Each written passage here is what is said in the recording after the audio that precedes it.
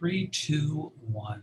Friends, good afternoon. Tony Pellegrini here with the Center for Excellence in Teaching and Learning here at SUU, and doing our monthly Teaching and Learning at SUU podcast.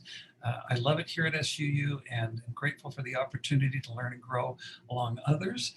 And we have a professor today, an associate of mine, Earl Mulderink, in our history department, who has won the Distinguished Service Award this last year. I don't know about won, maybe earned, but I don't know if it was a competition, but I guess there were others could be too. But he certainly has earned. He is certainly a service oriented. We're going to talk more about that today. But Earl, would you mind taking a moment or two and telling a little about yourself, a little about your background, and then I've got some questions I'd just like to pose to you. Sure. Well, thank you, Tony. I appreciate this invitation, and I'm flattered that you would like to chat with me about teaching and learning. I have been at SUU now for more than a quarter of a century, which of course makes me feel old, but I've been here 25 plus years. And prior to coming to Cedar City, I taught in a variety of capacities within the University of Wisconsin system, which is where I earned my graduate degrees at Madison. I came here not knowing how long I would stay, but in my field of history, it's always a challenge to get tenure track jobs, especially in the most recent years. And so I was offered a tenure track job here, and here I remain. I'm a first generation college student and graduate, and I'm proud of that. I attended Northwestern University on a full scholarship. And then I went to the University of Wisconsin, as I said, for my graduate degrees, where I had a combination of student loans, employment, and a couple of scholarships. So I've tried to work my way through the educational system, and I think that my background serves me well here at SUU because many of our students, as you know, are balancing work and family obligations, and many of them are also first generation students. And so I think that's one thing that I can bring to the classroom that helps me to better focus on our students' needs and also upholding the rigor of the discipline of history, which I've been teaching obviously for my entire career. Beyond that, I can say that I've been teaching a wide variety of history courses over the years, but I've also had administrative roles that include department chair. And I was, for a number of years, director of the Community Engagement Center. For the past couple of years, I've returned full-time to the faculty ranks, and I'm excited actually to be focused on teaching and learning more about history these days. And I'm teaching entirely online in Canvas, and I could talk more about that if you desire. Earl, thank you so very much. And thank you for sharing those, I'm going to even say intimate details of your life. I think as you were visiting, the thought Robert Frost poem came to me, two roads diverged in a wood and I took the less traveled on. As you came to Cedar, that may have been from Wisconsin, that may have been a very less traveled on road for you, but what benefits and what joy you've enjoyed by taking that less traveled road. You know, the other thought that came to my mind, oh my goodness, 25 years. You have to really love something, don't you, Earl? To be associated with it for 25 years, you have to really have a passion. I know you've expressed your passion about history, but what do you really love about teaching? And you mentioned that love of getting back to your learners and getting back to your students, even if it is online or through Canvas. What do you really love about connecting with and teaching here at SUU? I've enjoyed having a lot of autonomy and opportunities to do different things as a teacher. And I think back to my use of technology or my promotion of service learning or my opportunities to participate in programs like EDGE and Jumpstart and University of the Parks and service learning trips to places like Ghana and Kenya. These have all been great opportunities for our students, but also opportunities for me as an educator to always feel a sense of openness and a desire to innovate and some flexibility in how I approach my teaching. And I've continued to evolve as a teacher, and I've really appreciated, again, Tony, the autonomy that I've had to do that here at SUU. I also do appreciate our students who are earnest. Most of them are hardworking. Many of them, especially in history classes, have a passion for history in the same way that I might. And so that's something that I do love about teaching at SUU. I've had pretty good colleagues over the years. I certainly believe that our discipline of history is well represented here at SUU by very accomplished teacher and scholars. And I feel proud of working in this discipline at SUU. Beyond that, next question. Absolutely. And I have to, when you share, it just gets me off track a little bit. And I love that. I love that. The thought came to me as you were sharing, particularly, as a first generation college student. Earl, as a 16-year-old, even a 20-year-old, could you even have imagined some of the opportunities that would have been available to you through your teaching and your learning here at SUU?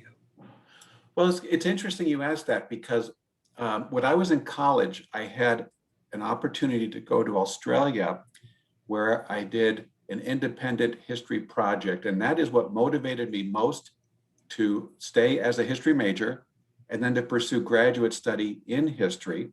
And instead of going to law school, which I could have, I opted to pursue an academic career. And so that experience in my college years is one that I think continues to shape my approach to teaching and learning, that I really encourage students to get out of the classroom, to learn outside of a traditional classroom setting, to travel abroad if they can, to do summer study programs if they can, to do service learning or community engaged learning outside the classroom.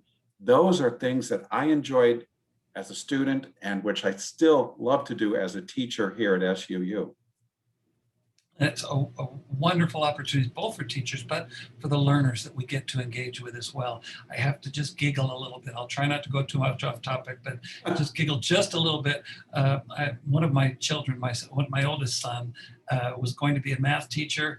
I got out in student teaching and decided, this just really isn't for me, and went on to become a lawyer. And I told him, I shook him just a little bit and said, the world does not need more lawyers. We need more teachers. Yeah. And especially smart teachers like your son. I recall him from one of my classes. Oh, He was very accomplished. And yes, we could use more smart teachers, that's for sure. oh, it's wonderful. And that's why we love to be here. You've talked a little bit already, but I wanted to at least give you a little bit of more time to just take a moment to address how you connect your lessons in your classroom, in an online classroom, to the real world. How do you deal with the content of history and the history that your learners are experiencing? Oh my goodness, we've had a couple of good years of history. There's lots to talk about, but what are some things that you do to connect your lessons to the real world? Earl, can you share some for us? Sure.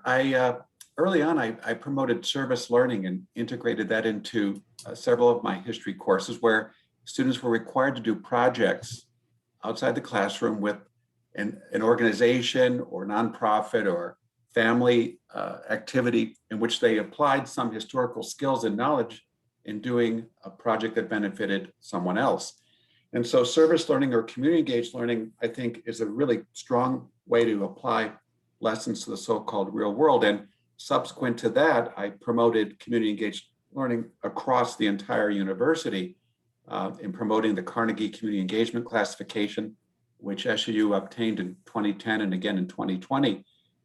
So community engaged learning, in my mind, is one of the better applications of real world lessons. And it's a pedagogical approach that can be used in any discipline and virtually any class by practitioners who want their students to learn beyond the classroom. In addition, I will say that in most of my history classes, I have assignments and activities that encourage students to look beyond our readings and to think about parallels between events in the past and today's world and contemporary issues. And so that's another way that at least history doesn't feel like a dead subject, but it feels like it's something that informs the present, and perhaps students can learn that way through it. So those are a couple of ways that I approach that issue. Well, it is certainly easy for me to see and to feel and sense your enthusiasm, even your passion for history, for community engaged learning. And as a student of yours, I could see it very easy to be connected with these concepts and principles that you've shared. Tell us though, do you ever have a reluctant learner? Is there, do you have someone who maybe drags their heels just a little bit? How do you reach out and engage that reluctant learner? Well, I'm laughing, Tony, because I have seen reluctant learners in especially our introductory history survey classes, such as History 1700, American Civilization. That's a course that students can take to fulfill a basic degree requirement. And some students are reluctant, especially if they've had poor experiences with history classes in the K-12 system. With reluctant learners, I really try to have a variety of assignments in my classes that might appeal to different types of learning styles or strategies. I try to mix it up between individual and group activities, between writing activities and web-based or movie-based learning activities. With some students, though, they will probably always be reluctant. And I can only say to them, which I do perhaps more than I should, is that they will probably appreciate history more as they mature and become older. In fact, some of my favorite learners are non-traditional students because they often have said they didn't like history when they were in high school or in college, but now that they're a little older, they really appreciate history as a discipline and something that informs their own lives. So I often think that reluctant learners may be less reluctant as they grow themselves and experience a little bit of life beyond college. Otherwise, with reluctant learners, I also do try to encourage them to select projects or select learning opportunities that have some personal meaning for them. So within the structures of a course, I give students a fair amount of latitude in picking projects and ways to present their historical inquiry in ways that I hope cater to their interests and their skills. Thank you so very much, Earl. Certainly, I want to just take a moment and talk a little about the Canvas instruction, the online, the distance instruction that you mentioned. It's got to be a different world that we live in, that you live in, that we live in, Earl, that it's not a History 1700 from 9 to 10 on Monday, Wednesday, Friday. Now with Canvas and Zoom and all of these tools that we have available to us. What are some things that you do in this new world in which we live in to make yourself available, accessible to the learners that you connect with? Well, certainly within my Canvas courses, I'm pretty active in sharing announcements and messages and making it clear that students can contact me at any time through Canvas. And also, I make myself available through Zoom office hours. I try to respond quickly to students' concerns and messages. I try to turn around my grading of assignments within a short period of time so that they get feedback that is prompt and hopefully helpful. I also I use rubrics in grading many of my assignments that are fairly clear to understand, but then in addition to the rubrics, I also provide written comments. And something I've done in recent years that has been extremely helpful, I think, is to share with students exemplary work by other students.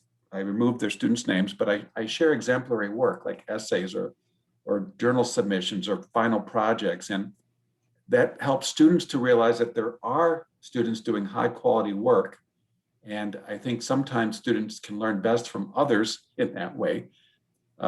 So those are just a few of the ways that I try to do that. That is wonderful. That's very, very helpful. Just kind of one final question for you, and then I promise I'll let you address any questions maybe that I haven't asked that you'd really love to answer. But I certainly, and I think our listeners will feel the same, that you are absolutely a wonderful model in lifelong learning and being a lifelong learner. What is something maybe that you haven't really figured out about teaching and learning here at SUU? What are some things that you'd like to continue to study and grow over the remainder of your career here? Well, that's a really good question, Tony. Take a moment, take a deep breath. You take a deep breath. I think one area that I don't think I've mastered, in fact, have yet to really explore, is how to use social media more effectively in teaching history. And I do have colleagues who have done a much better job than I have in using things like Instagram or Twitter accounts or Facebook.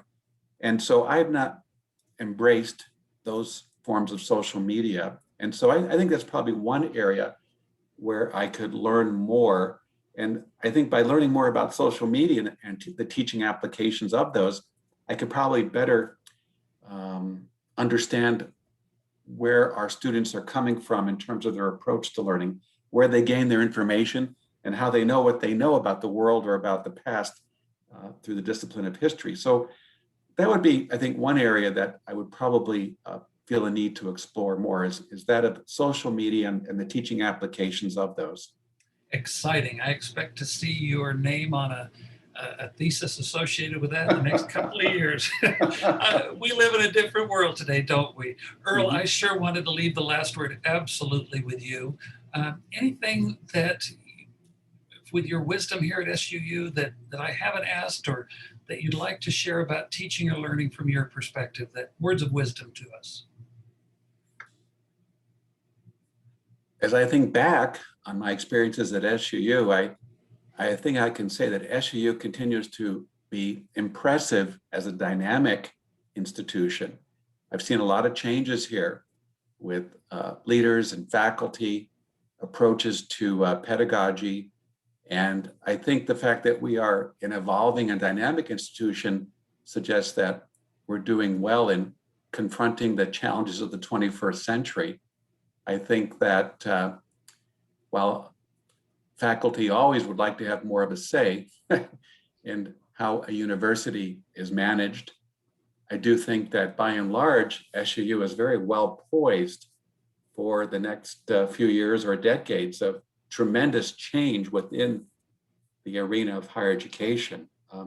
Certainly, Tony, given your experiences and mine, we've seen a lot of things happen in higher ed, and I think SUU has done well to protect itself and even to thrive in what is a very competitive and challenging environment for higher education.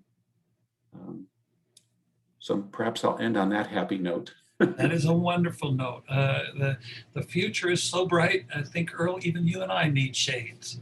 We've got some we've got some wonderful opportunities before us. Earl, thank you so much. What a dear friend you are. And I'm grateful for your willingness to participate. Friends, if you have a moment and you see Earl, give him a high five or an elbow bump, whatever is socially appropriate. Keep our distances. Amen. Let's keep our distance, but at least give him a good wave and a smile and a wink for his support and effort. We're sure appreciative of it, Earl. Thank you for all you do. And we'll see you next month, everyone, in our continuing series. Thanks, Earl. Thank you, Tony. Take care. You too. Bye-bye now.